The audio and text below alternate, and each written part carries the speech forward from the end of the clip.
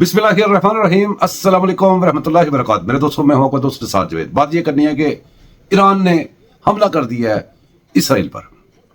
Iran ने थोड़े दिन पहले भी मिसाइल भेजे थे, वो कबूतर जैसे मिसाइल, कोई तार में फंसा हुआ था, कोई कहीं फंसा हुआ था, कहीं फंसा हुआ था। हमारे भी मुल्क में बड़े नारे लगते हैं जब ईरान हमला करता है। लबनान पे इसराइल ने हमला कर दिया, लबनान ने आगे से वापस हमला कर दिया। बहुत ज्यादा बुरा चल रहा है इसराइल का, बचपन से ये सुनते आ रहे हैं। इसी तरह होता है, पहले हमास उठता है या कोई और उठता है, वो इसराइल पे मिसाइल फेंकता है, फिर इसराइल पूरी इंसानियत का कत्ल कर देता है, मुसलमानों की तबाही मचा देता है, और वो हमास गायब हो जाता है, सारी चीजें गायब हो जाती हैं। काफी अब साल के करीब हो गया है कि फलस्तीनियों की नस्ल कशी करते हुए इसराइल को, इस फलस्तीन की नस्ल कशी करते हुए जब भी होता है, हम इसी तरह नारे लगाते हैं, इसी तरह उछलते हैं, इसी तरह हमारे टीवी बढ़ जाते हैं, इसी तरह हमारे सारी चीजें बढ़ जाती हैं। फड़ हो जाता है कि लो जी इसराइल को छोड़ेंगे नहीं, इसराइल को यूं कर देगा। एंड पे आकर रिजल्ट क्या निकलता है? जंग बंदी हो जाती है, मुसलमानों की बिल्डिंगें तबाह हो जाती हैं, मुसलमानों के मुल्क तबाह हो जाते हैं, मुसलमानों के बंदे मर जाते हैं, बच्चे मर जाते हैं, शहीद हो जाते हैं, बहुत सारे शोधाले के। हम फिर आराम से उसी तरह में जीना शुरू कर देते हैं। वहीं पे हिजबुल्लाह होता है, वहीं पे वो हमास होता है, वहीं पे ईरान होता है। ईरान का कोई अब से शुरू हुआ ये ड्रामा, कोई आपको याद नहीं रहता कब से ये ड्रामे शुरू हुए? कभी ईरान ने जनाब उसके फौजी पकड़ लिए अमेरिका के, कभी ईरान ने ये कर दिया, कभी उसने धमकी लगा दी, और अब क्या जी 400, कोई कहता है 500 मिसाइल फेंक दिया। और इसराइल के लिए कुछ मेरे ख्याल में फिल्मों की शूटिंगें निकाल के रखी हुई हैं। वो जब भी ऐसा होता है तो वो लगा देते हैं जी, ऊपर से वो तारों की तरह से आराम से बड़े आहिस्ता से मिसाइल आ रहे होते हैं। उतनी उससे ज्यादा स्पीड पे तो शादी ब्याह पे छोड़ते ना, वो उससे ज्यादा स्पीड पे जाती है।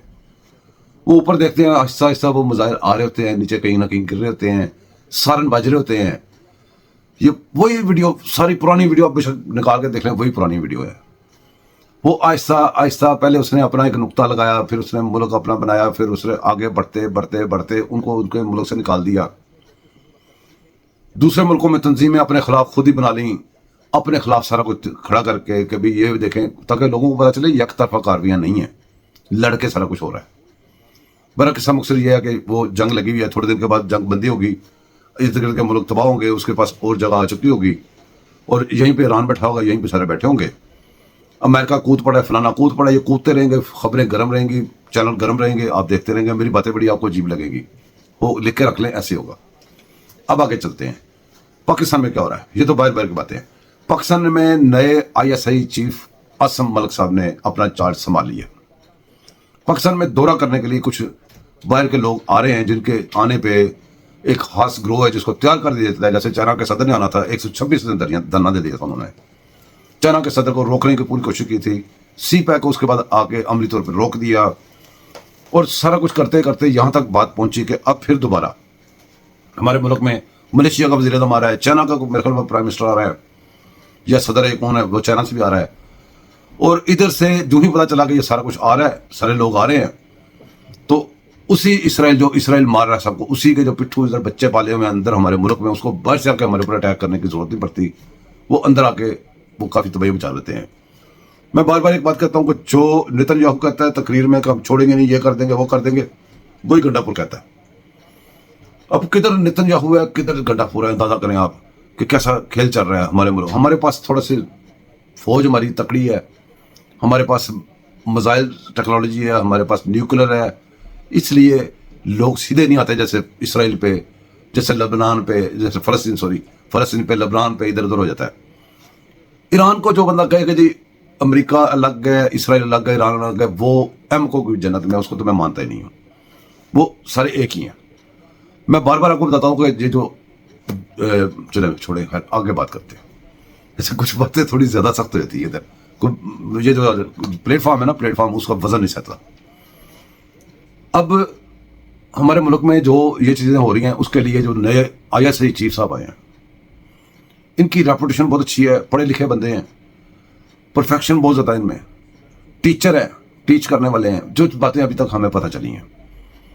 काम उनका ये देखा है कि आते साथ उन्होंने सबसे पहले जो काम किया, उन्होंने बुला के इनको कहा कि ये जो आपने मजाक इधर बनाया हुआ है, कभी 10-12 लोग इधर को भागे जा रहे हैं, कभी 15-20 इधर को भागे जा रहे हैं, कभी 200 बंदा इधर से आ रहा है, इधर जा रहा है, स्टेट के ऊपर हमले कर रहे हो, ये अब नामुमकिन है। अब आपने जितना खेलना था खेल लिया, कम अज कम बाकी बातें बाद में होंगी। इतने दिन जब ہم میزبانی کر رہے ہیں، جو باہر سے مہمان آ رہے ہیں پاکستان کے، اگر کسی نے چون سے چڑھا بھی کی، یہ آپ کے احتجاج نہیں ہے، ملک پہ حملے ہیں، تو آپ کا کام ہے حملے کرنا، ہمارا کام ہے حملوں کا جواب دینا.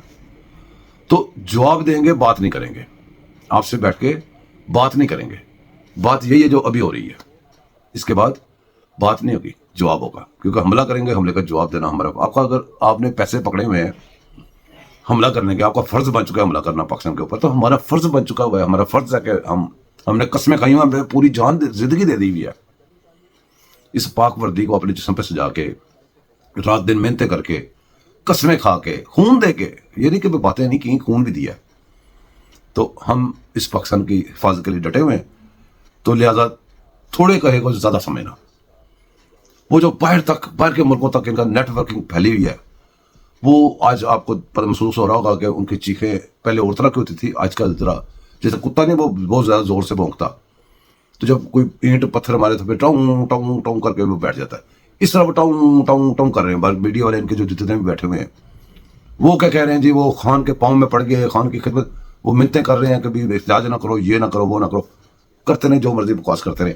خان اس قابل ہے ہی نہیں کہ اس کو بندہ کوئی اتنا بھی کہے کہ یار یہ نہ کرو. تو وہ تو خود جیل میں بیٹھا ہے، خود کہہ رہا ہے کہ مجھے چھوڑ دو. یہ آپ کو کیوں احتجاج کروا رہا ہے؟ سوچا کبھی؟ یوتھ نے کبھی سوچا ہی نہیں. یہ ملک کے لیے احتجاج کروا رہا ہے. وہ میں سے شروع ہوتا ہے، میں پہ ختم ہو جاتا ہے. میں اندر کر دوں گا، میں باہر کر دوں گا، مجھے چھوڑ دو، مجھے نکالو، میرے لیے احتجاج کرو، مجھے باہر نکالو.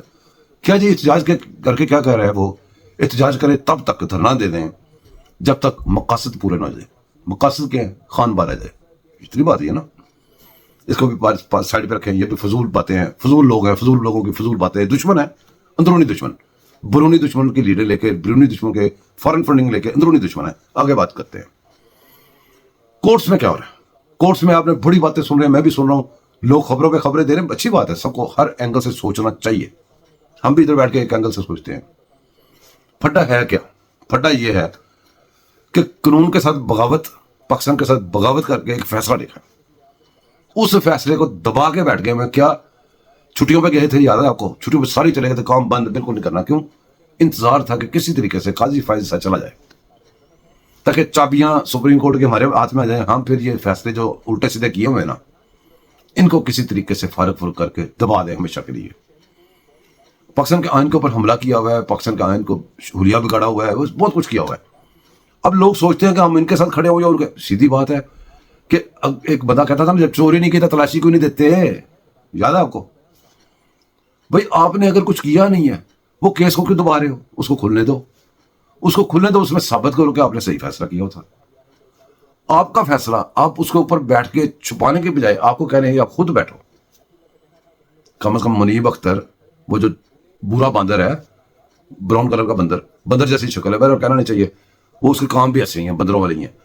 تو وہ برا بندر، اور وہ ساتھ ہے جو جلی شاہ، منصور علی شاہ. اب دو بندے بیٹھتے اندر اس بینچ میں، تو ان کے ووٹ زیادہ تھے نا، ان کے ووٹ بڑھنے تھے. وہ بیٹھتے ادھر، بیٹھ کے ادھر انہوں نے کیس سنا تھا، وہ جج تھے ادھر. تو اس کے اندر جواب دے دیتے کہ یہ صحیح، یہ ہم نے صحیح لکھا ہوا، یہ صحیح ہے، سارا کچھ ٹھیک ہے. دوبارہ آپ کو اسی کے اوپر بات کرنے کا اپیل ہے نا، آپ نے فیصلہ لکھا اس کے اوپر، اپیل ہے، اپیل کے اوپر پھر لکھ دو. جبکہ پتہ ہے کہ وہ اپیل کے اندر وہ گند نہیں مار سکیں گے جو ہم نے پہلے مارا ہوا ہے. اپیل نے گند کھول دینا. اس لیے وہ ہر ممکن یہ کوشش کر رہے ہیں کہ اس کیس کو نہ اوپن ہو. کبھی میں نہیں بیٹھوں گا، کبھی وہ نہیں بیٹھے گا، کبھی یہ ہو گیا، کبھی وہ ہو گیا، کہ کسی طریقے سے قاضی فائز صاحب جانا سے چلا جائے. قاضی فائز صاحب کو ہماری پھوپھو کا بچہ نہیں ہے. قاضی فائز صاحب صرف یہ کہتا ہے کہ آئین اور قانون کی بات کرنی ہے. اس نے بڑی غلطیاں اس نے بھی کی ہیں، لیکن کم از کم آئین اور قانون اور پارلیمنٹ کے پیچھے تو پارلیمنٹ کا تابع تو ہے نا. جو اصل اس کا اصول ہے، جو جگہ اس کی وہیں پہ رہتا ہے. اپنے کریز سے باہر پاؤں نہیں نکالتا، اپنے سرکل، اپنے دائرے سے پاؤں باہر نہیں نکالتا. کتنی ٹرولنگ اس کی، کتنی اس کی کردار کشی ہے، کتنی دیر سے کر رہے ہیں. اس نے کبھی کسی پہ توہین عدالت بھی نہیں لگائی، کبھی کسی کو کچھ بلایا بھی نہیں ہے. یہ بیکری والا آپ نے ابھی تھوڑے دن پہلے دیکھا ہے، کچھ بھی نہیں.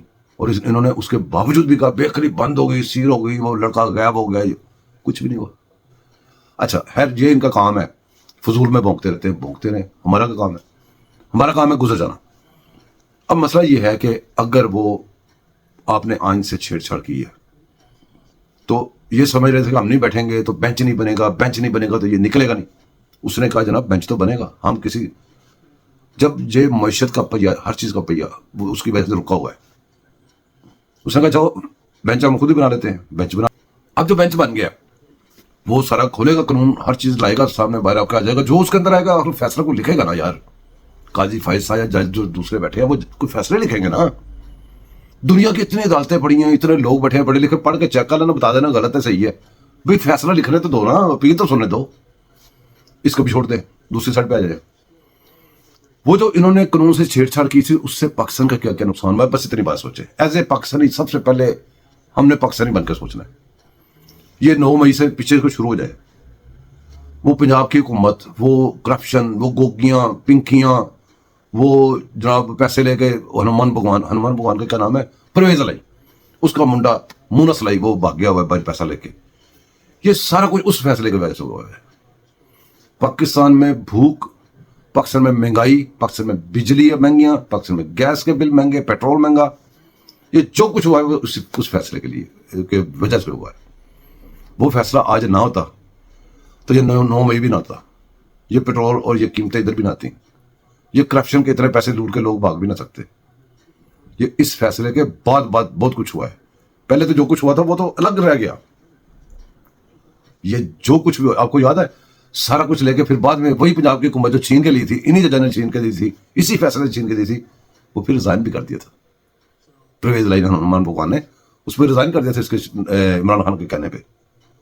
یار کوئی ایک ڈرامہ تھوڑی ہوا ہے اس ملک کے ساتھ. پر یہ باتیں چلتی رہیں گی، باتیں اتنی زیادہ ہیں کہ اتنا ٹائم ہی نہیں ہے کہ ادھر ہم ساری باتیں کر سکیں. پر اب ویڈیو پھر لمبی ہو رہی ہے، اجازت دیں. دعا میں یاد رکھیے گا، چینل کو سبسکرائب کیجیے گا، لائک کیجیے گا، شیئر کیجیے گا. اللہ حافظ.